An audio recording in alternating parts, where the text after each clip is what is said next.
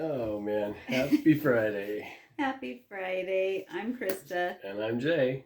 And this is Say I Do Forever. With the 5 love languages. 5 love languages. Except for your phone always does things backwards. But it really does say 5 love languages. People can read backwards. That's all right. good.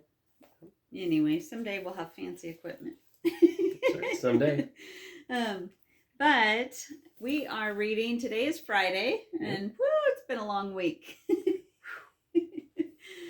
Anyway, so we're just kind of frumped over here on our couch.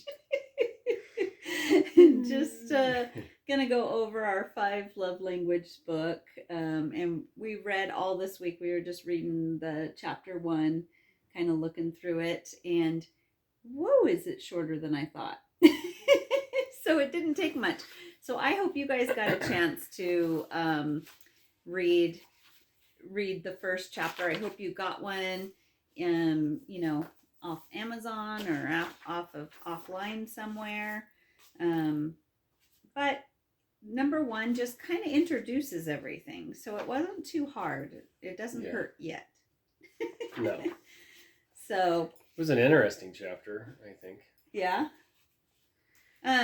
It starts with chapter 1 is called What Happens to Love After the Wedding.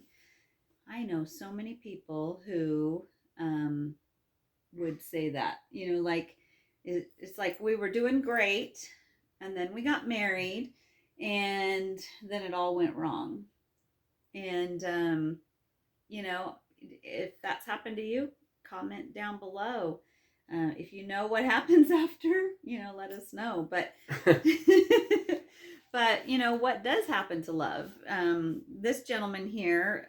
So the book is by Gary Chapman, and it starts off on chapter 1 with him getting on the airplane and actually having somebody sit next to him and ask him what he does for a living. And of course, he said that he kind of does marriage counseling, which he should have known he was in for. He opened up that? Yeah, exactly. Box. Yeah.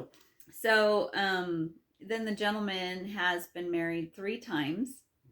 And he says, what happens to love after the wedding? Does it just evaporate?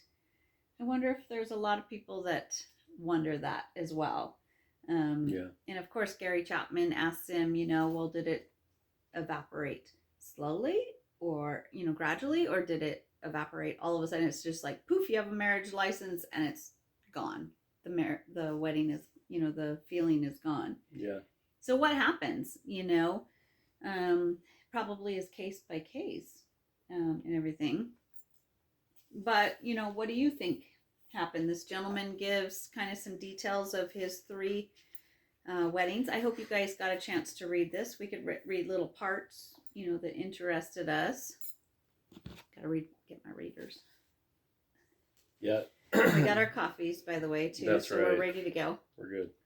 On the bottom of the first page, chapter 1, and this is him saying, he says, well, he said, I've been married 3 times, and each time it was wonderful before we got married, but somehow after the wedding it all fell apart. All the love I thought I had for her and the love she seemed to have for me evaporated. I am a fairly intelligent person. I operate a successful business, but I don't understand it. So my take on it, and Christa and I think we're coming at this a little bit different opinions, I guess you could say. But I think with this guy, this individual, it seems like after he said I do, like he just stopped trying. He says he tries, but it almost was like on the different gals that he married, it seemed like there was just a different excuse. I struggle with the fact that he's blaming all 3 failed marriages on the ladies and not taking the ownership of himself. That maybe he could have tried harder. Maybe he could have done this or he could have done that. And just like everyone says, I know it's cliche, but there's always two sides to the story. So maybe to him they weren't the ideal women, but to them maybe he wasn't the ideal man. I think there's more to this story than what is written here, but I don't know. I've got my own opinions on it. Maybe Christa can share her thoughts on this situation. Well, I think Gary Chapman is leading to this being that he just didn't know how to speak each of his wife's love languages. And I think that Gary Chapman is proving a point that even though I think it was his second marriage, he says that he didn't change, that he kept doing the same things he did before the marriage, but then suddenly she wasn't happy and she was complaining all the time where she was positive before. Right. So I know Gary Chapman's view is that that he was doing the same things for her, but he wasn't filling her love tank, which we'll right. That's next time. Yeah, we'll talk about in chapter 2. Yeah. But like he wasn't speaking her language, and so even though she wasn't feeling love, even though he was doing the same things. But I wonder, it said, I think it was the second marriage, that they dated for 2 years. So did he never speak her language for 2 years, but they got married? How did she understand it as love before the wedding and didn't understand it as love after the wedding? So that's confusing because that's true. I didn't think about that. Because he said that they dated for 2 years and she was happy with everything he did, and then suddenly they got married and she wasn't happy. So Gary's idea, and I hate to be in controversy here, but with Gary, with the writer of the book, but she was accepting it as love enough to get married to him. Right. So how come after the wedding she's not accepting it as love? Did her love language change the moment? Or did she have a fantasy? Or did they both have a different, idea of what marriage is? Well, I think we've said this in the past too, on different times that we did videos for Say I Do Forever on Facebook, is a lot of couples will go into marriage with unrealistic expectations. They are thinking of this fairy tale life, and that's not reality. Reality is you meet somebody that's probably, more than likely, complete opposites, and you have to build that relationship. You have to work at that marriage. You're not going to have a Snow White life or Cinderella or Sleeping Beauty. It's just it's great in cartoons or movies, but that's not reality. And I think a lot of people, they get hooked on that, maybe as little kids, and then they drag that through their lives till the wedding day, and then it's not realistic. Yeah. Now that you said what you said, now Sorry, I've been gonna sneeze all day and I feel like it might come any minute. Sorry. Just keep talking. Would you like me to pause? But what I'm thinking now that you said what you said,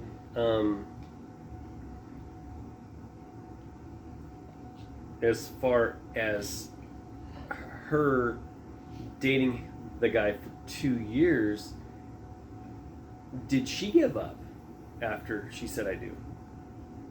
Or was she did thinking they both give up? up? Or were they kind of pretending to each other? Like, well, I got him, in order to marry him, I got to keep making him think that this is all good. Yeah. And then he probably did things a little bit nicer. Yeah. And then they got married and she's like, this isn't good. Yeah. Yeah. That could be. Something changed. He says that nothing changed, but something had to have changed. Well, obviously it changed because he's not married to her anymore. So we know something changed. But the thing I don't understand is, so he leaves that one, goes to the next one, leaves that one, goes to the next one, and then he's done with the third one.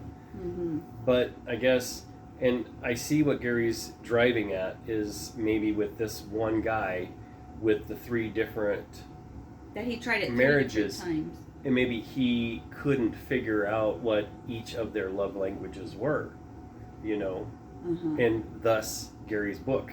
I mean, that's the whole driving force is this book behind the story. You think it's bad trying to figure out one woman's love language?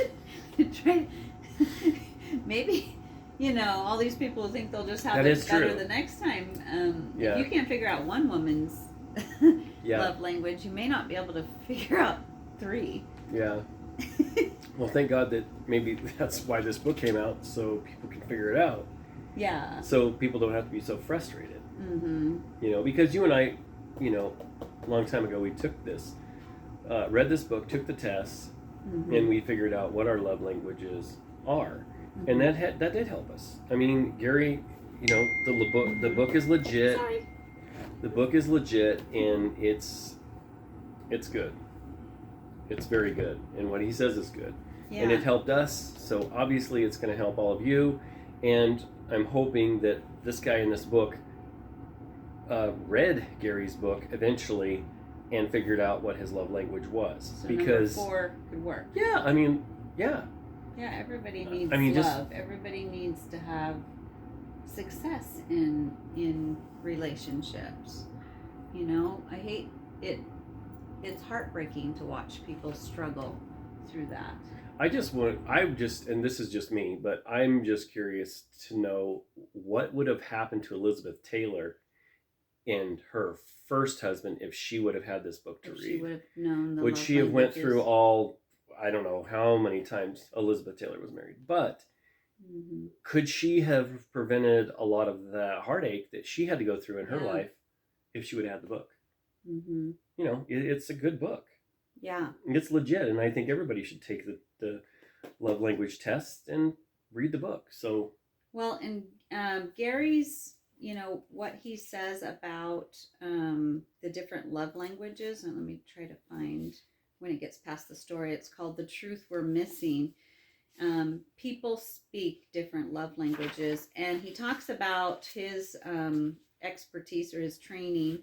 Academic training is actually in anthropology, which is interesting because our daughter's is also in anthropology, and it is the study of people or languages and cultures and everything. And really, even though you both speak English, you both come from 2 different types of homes.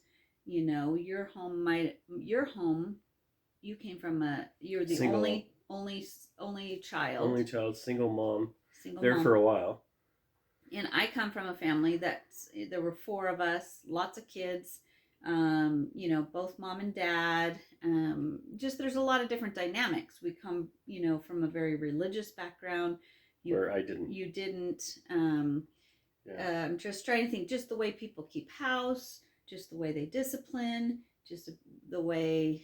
There's so many traditions in your how you celebrate Christmas, and so automatically we kind of come from different cultures, so to speak. Yeah. Some different cultures. So he was talking about how, speaking somebody's love language is like if you're trying to speak English to somebody who's Chinese, and they're not going to understand you. Yeah. But if you can learn Chinese, then they're gonna get it. They're gonna hear you, understand you. Right. And so if you can put the effort into learning somebody else's language, then when you talk to them or speak to them, then they will understand and hear. I agree. Yeah. Let me see. There were a couple of really good quotes here. Your emotional love language and the language of your spouse may be as different as Chinese from English. That's what I was saying. No matter how hard you try to express love in English, if your spouse understands only Chinese, you will never understand how to love each other. And So I think the whole point, and he's building that in this first chapter, is taking the time to learn your spouse's love language. And there's 5 different love languages. And we can't expand on what he says here because that's part of the love languages, and I don't want to ruin it. You don't want to ruin the ending. Yeah. Well, I mean, okay, so I'll touch on it, but I'm not going to go into depth on it. So he said, I told her I loved her. I told her how proud I was to be her husband. He was speaking love, and he was sincere, but she did not understand his language. And I think, and you'll see as we go through this book over the next X amount of weeks, that is where the love language comes in. Mm-hmm. Her love language was not words of affirmation. Mm-hmm. It was a different love language. I think you name? I mean, I think you can still name the love languages we did last week. Yeah. Go. It's no secret. Yeah. No, I'm just saying. I just didn't want to give it. Don't want to get too far ahead. Just didn't want a spoiler alert. Spoiler alert. So you got words of affirmation, quality time, receiving gifts, acts of service, physical touch. Those and you 5. can have any combination of those too. So. But typically somebody leans on one more than the others. You know, there's typically a primary one with a secondary one. Mm-hmm.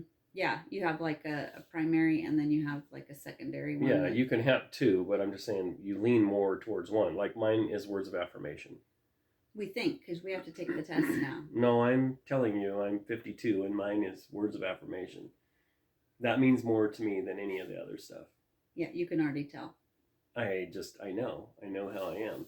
Okay. If you give me words of affirmation, that will mean the world to me. If you try any of these other ones, that'll be okay. It'll be okay. Yeah, it'll be okay. Just saying. Okay. Well, just saying. They ask a question at the end of this. It says, your turn.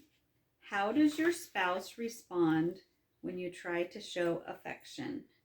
So that's our question to you to put in the comments. How does your spouse respond when you try to show your spouse affection? And how are you showing your spouse affection? Have you tried some different ways? And how are they responding? How do I try to show you affection? I mean, I think you complimenting me is your way of showing affection. I do. That is a love language. That is, words of affirmation. Yeah. That's showing me so that's you're all affectionate I have to do. That's towards me. That's it, huh? No, that's not it. But I'm just saying, it means a lot. Yeah. Well.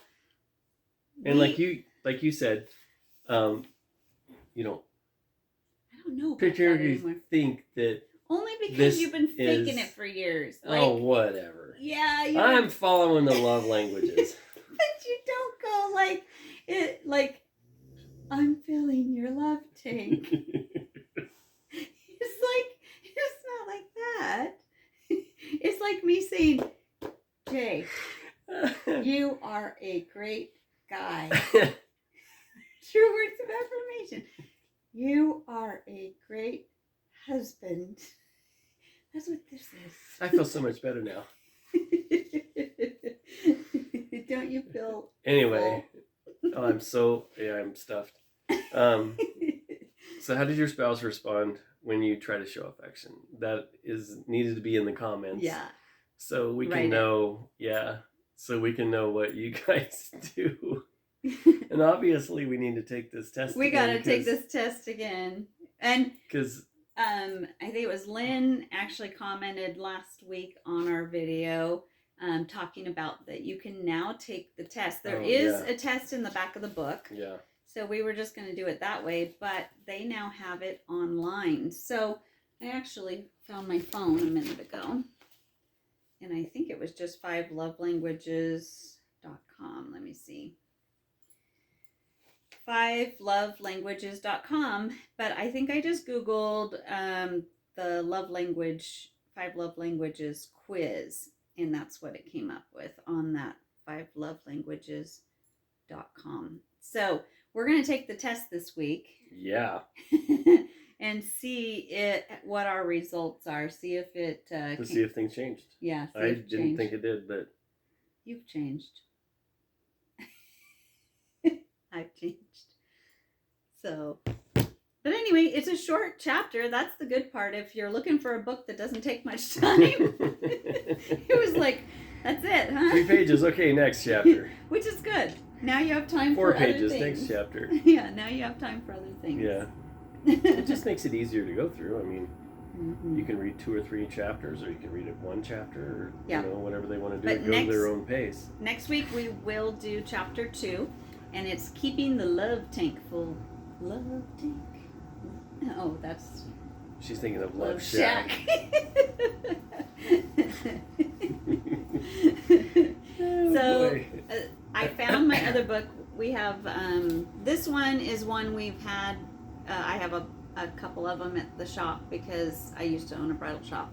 So they were kind of a hardback, kind of a wedding gift. Yeah, these are like solid. This one we found, on our bookcase. I would assume, because this might have been there for a little bit, that they might have redone this cover. So yours, when you get it, might look a little different than this, because usually every couple of years they redo a cover. Yeah.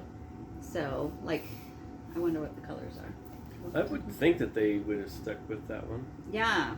But you want the one. It's a good this cover. is, I think, the original. It's The Secret to Love That Lasts. You can get them for teenagers. You can get them for your children. You can get them for all kind. What do they have? They have a bunch of them. I just saw the one for kids and then couples. I think there's for teens too. I may be speaking out of turn. No, you're probably right. But anyways, would you like to sign us out and let these lovely people go enjoy their day? Yeah, until next time, this is Jay and Krista helping you say I do forever. See ya.